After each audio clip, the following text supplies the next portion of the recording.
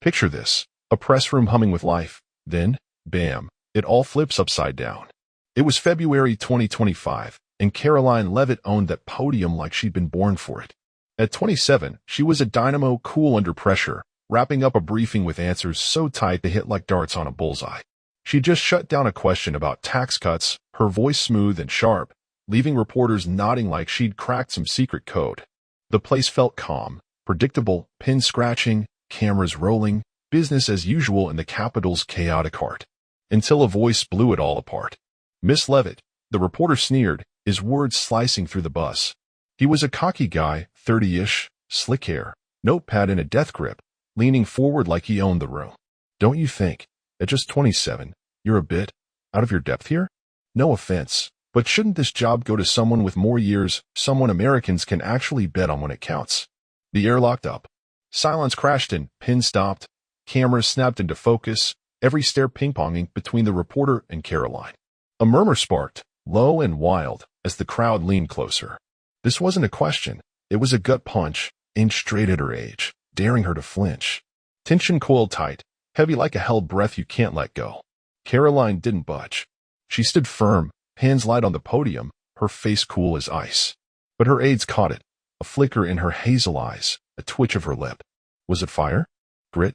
She smothered it quick, flashing a polite smile that said she wasn't rattled. She didn't speak, not yet. The quiet stretched, sharp and buzzing. The reporter smirked, tapping his pen, tap, tap, tap, like he was timing her collapse. He kicked back, arms crossed, smug as if he'd already won. He tossed a live wire, her youth, her so-called inexperience, betting she'd short-circuit. But Karoline wasn't some newbie. She'd scrapped her way up, outthinking skeptics twice her age with a mind that cut like a blade. The room waited, on edge. Would she fold? Hit back? Or let the silence eat her alive? This wasn't just a cheap shot. It was a test. Did she belong here, in the hot seat, with every eye waiting for a slip? The stakes burned hotter by the second.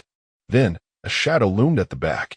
A figure stepped up, big and bold, sending a jolt through the crowd. Whispers flared fast, frantic, like a match hitting dry grass. Was it him? The reporter's grin wobbled, his pen stalled. Karoline's eyes flicked toward it, but she held her ground, steady as stone. What came next would turn this briefing into pure dynamite, and America would eat it up for weeks. The press room hung in a deadlock, every second ticking like a bomb. That reporter's question, "Don't you think, at just 27, you're out of your depth?" still echoed, its sting sinking deeper into the silence. Karoline Levit stood at the podium, a lone figure under a glaring spotlight, while the crowd watched like hawks circling prey.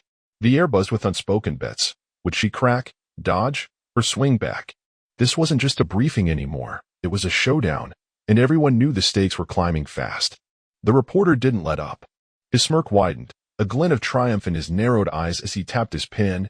Tap, tap, tap, each click a taunt, a countdown to her breaking point. He sprawled in his chair, legs kicked out, notepad balanced on his knee like a trophy. This was his moment. He tossed the perfect grenade, a jab at her age dressed up as concern, and now he waited for the fallout. To him, Karoline was a kid playing dress-up in a grown-up's world, and he was here to prove it. Around him, the room shifted. Reporters swapped glances, some scribbling furiously, others frozen, pins hovering over half-finished lines. A veteran journalist in the third row, a gray-haired guy who'd covered decades of DC drama, leaned forward, his brow creased. Even he couldn't look away. The cameras zoomed in, their lenses catching every angle of Karoline's face, hunting for a crack in her armor. The tension wasn't just thick, it was suffocating, pressing down on every chest in the room. Karoline felt it all, the stares, the doubt, the weight. Up close, her aides saw the signs. Her fingers tightened ever so slightly on the podium's edge, her breathing slowed just a hair. That flicker in her hazel eyes flared again, something raw, something fierce, but she locked it down fast. Her lips stayed curved in that polite, unshakable smile, a shield against the storm brewing around her. She hadn't spoken yet, and that silence was her power, stretching the moment into something almost unbearable. Why didn't she answer? Was she stumped? Scrambling? The reporter's grin grew, his pen tapping faster now, tap, tap, tap, like he'd already won. He'd pegged her as too green, too young to handle the heat of a room like this. But he didn't know Karoline Levit, not really. She'd faced worse than him. Late-night strategy sessions, brutal primaries, skeptics who'd laughed her off only to eat their words. At 27, she'd built a reputation as a firecracker, smart, relentless, the kind of person who turned doubters into believers. The crowd couldn't look away. Her silence wasn't weakness, it was a rope tightening around the room, pulling everyone in. A woman in the back row, a blogger with a huge online following, whispered to her neighbor, "She's not rattled. Look at her." A sound guy near the door adjusted his mic, leaning closer, like he didn't want to miss a word when it finally came. Even the lights seemed brighter, harsher, as if the room itself demanded an answer. And still, Karoline held back. Her smile didn't waver, her posture didn't shift. She let the quiet build, let it twist, let it claw at the reporter's confidence. His smirk flickered, barely, but it was there, a crack in his cocky facade. His pen slowed, the rhythm faltering tap, tap, as uncertainty crept in. Had he misjudged her? Was she about to turn this on him? The shadow at the back loomed larger now. That figure, tall, commanding, took another step, shoes clicking on the hardwood floor. The whispers turned into a low roar, rippling through the crowd like wind before a downpour. "Is that?" Someone hissed. "No way," another shot back. The reporter's head jerked toward the sound, his cool slipping for the first time. Karoline's eyes followed too, just a glance, but she stayed rooted, her focus unbreakable. Something big was coming, something that would blow this standoff wide open. And no one was ready for it. The press room teetered on a razor's edge, the silence screaming louder than words. Karoline Levit stood steady, her polite smile a fortress against the reporter's smug assault.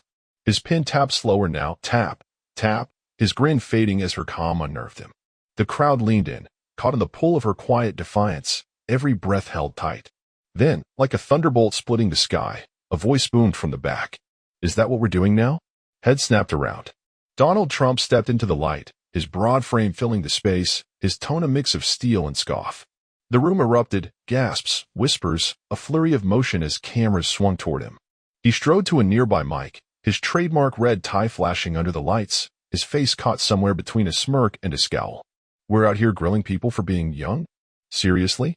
That's the play." The reporter flinched, his notepad slipping an inch down his knee. He scrambled to sit up straighter, but Trump was already rolling. He leaned into the mic, his voice cutting through the chaos like a freight train. "Let me get this straight. We've got a room full of sharp folks, and the best you've got is she's 27? Come on, man." Laughter rippled through the crowd, a quick burst that cracked the tension like ice under a boot. Karoline's aides exchanged glances, one mouthed, "Wow," to another, while the veteran journalist in the third row chuckled, shaking his head. The blogger in the back was already typing furiously, her thumbs a blur on her phone. Trump's presence flipped the script, and everyone felt it. The air shifted, charged with something new. The reporter rallied, his voice shaky but stubborn. "Well, Mr. President, it's a fair point. Experience matters. You can't argue that someone with more time in the game wouldn't fit this role better." He clutched his notepad tighter, like it could shield him from the heat now bearing down. Trump raised a hand, sharp and final, cutting him off mid-breath. "Hold it right there. Fair point? Nah, it's a lazy point. I've heard lazy questions my whole life, and I can smell him a mile away." His eyes narrowed, locking onto the reporter like a laser. "You're not digging for truth, you're fishing for a gotcha. And guess what? You're not gonna get it." The room buzzed louder now, some reporters nodded, others scribbled like mad. A sound tech near the wall grinned, adjusting his gear to catch every word. Karoline stood still, her smile softening just a touch, her eyes flicking to Trump then back to the crowd. She didn't need to speak. His voice was doing the heavy lifting, and she knew it. Trump wasn't done. He leaned closer to the mic, his tone sharpening. "Look, I get it. 27 sounds young to you. Big whoop. But let me tell you something. Karoline Levit's been running circles around people twice her age since she stepped into this game. She's got fire, she's got guts, and she's not afraid to stand here while you try to knock her down with cheap shots." He jabbed a finger toward the reporter, who shrank an inch in his seat. The crowd stirred again, heads bobbed. A few yes slipped out from the back. The blogger whispered to her neighbor, "He's not wrong," her eyes wide with excitement. The veteran journalist scratched something in his notebook, a rare spark in his tired gaze. Even the cameras seemed to hum louder, soaking in the showdown. "You think age is the ticket?" Trump went on, his voice rising. "You think it's about how many gray hairs you've got? Tell that to the dinosaurs who've been sitting in this city for years, doing zilch for regular folks. Where's your big question for them, huh?" He paused, letting it sink in, his stare daring the reporter to try him. The reporter opened his mouth, then shut it fast. His pen was still now, his swagger gone. Karoline's smile held, but her eyes gleamed, something proud, something fierce. The room was hers again, but Trump had just lit the match, and he was about to pour gas on the fire. The press room pulsed with raw energy, Donald Trump's words still bouncing off the walls like a rallying cry. He stood tall, his hands gripping the mic stand, his glare pinning the reporter to his seat. The guy was a shell now, pale, silent, his notepad forgotten as applause rattled the air. Karoline Levit stayed at the podium, her polite smile blooming into something stronger, something real. Her hazel eyes shone with quiet fire, her chin lifting just a notch. She hadn't said a word, but she didn't need to. Trump had torched the doubter, and she was rising from the ashes, unstoppable. You want to know the deal? Trump boomed, his voice filling every corner. Karoline's not just holding her own. She's rewriting the rules. You don't like it? Too bad. This is what fresh looks like. This is what guts look like. This is what America's been starving for. He threw a hand toward her, and the crowd erupted. Claps, cheers, a few whistled, yes breaking free. The veteran journalist in the third row stood up, clapping slow and deliberate, his grizzled face split by a grin. The blogger in the back was on her feet too, filming with her phone, her voice cracking as she narrated live. This is unreal. Karoline Levit's a rock star. A woman in a blue blazer near the front wiped her eyes, whispering to her neighbor, "She's who I want my daughter to be." The room wasn't just watching. They were inspired, hooked on the sight of a 27-year-old turning a cheap shot into a triumph. Karoline felt the shift. Her aides saw it. Her shoulders relaxed, her breath steadied, but her gaze burned brighter. She caught Trump's eye and gave a small nod, a silent thank you that carried more weight than words. He winked back, not his usual brash flash, but something warmer, like a coach proud of his star player. The cameras caught it all, zooming in on her face, her poise, the way she owned the moment without saying a thing. Trump turned back to the mic, his tone dropping low, serious. Look around, folks. You've got people here who've been stuck in the same chairs forever. Same old, same old. Then you've got her. He nodded at Karoline. She's not playing their game. She's building a new one. That's why she's up there, and that's why you're sweating it. His eyes flicked to the reporter, who shrank lower, his pen long gone from his hand. The crowd roared again, louder, wilder. A young intern near the wall pumped his fist, whispering, "She's the real deal." The blogger's live feed blew up, comments flooding in. "Karoline's a legend. This is our future." The woman in the blue blazer scribbled a note, her hands shaky with excitement, while the veteran journalist muttered, "Never seen anything like this." Karoline wasn't just winning. She was sparking something bigger, something people could feel in their bones. "She's 27, Trump said, his voice rising again. "Big deal. She's got more in her than most folks twice her age. More ideas, more fight, more heart. You want to talk trust? Ask the people out there, the ones who see her and think, finally, someone who gets it." He waved a hand toward the imaginary masses beyond the walls, and the room nodded, some out loud with "damn right," others in quiet awe. The reporter tried to rally, one last gasp. "But Mr. President," he stammered, "you can't deny experience shapes." Trump cut him off, sharp as a blade. "Experience? You mean the kind that's left us spinning our wheels for years? No thanks. I'll take her smarts and her spine over that any day." He shot Karoline a look, half grin, half challenge. "She's not here to coast. She's here to shake things up. And she's just getting started." The applause hit like a wave, rolling over the room. Karoline's aides clapped too, one whispering, "She's untouchable now." The blogger's phone pinged nonstop. Her followers were hooked, inspired, ready to run through walls for this 27-year-old dynamo. The woman in blue stood, clapping with tears in her eyes, her neighbor nodding like she'd just found a hero. Karoline took it all in, steady, silent, victorious. She'd turned the attack into a launch pad, and Trump had lit the fuse. But this wasn't the end, not even close. The room buzzed with a new question: what would she do with this win? And that's when the real game began. The press room thrummed with a victory hum, the kind that lingers after a knockout punch. Donald Trump stepped back from the mic, his point hammered home, his grin wide and unapologetic. The reporter sat slumped, a ghost of his earlier swagger, just a guy with a notepad and a bruised ego. Karoline Levit stood at the podium, her presence towering now.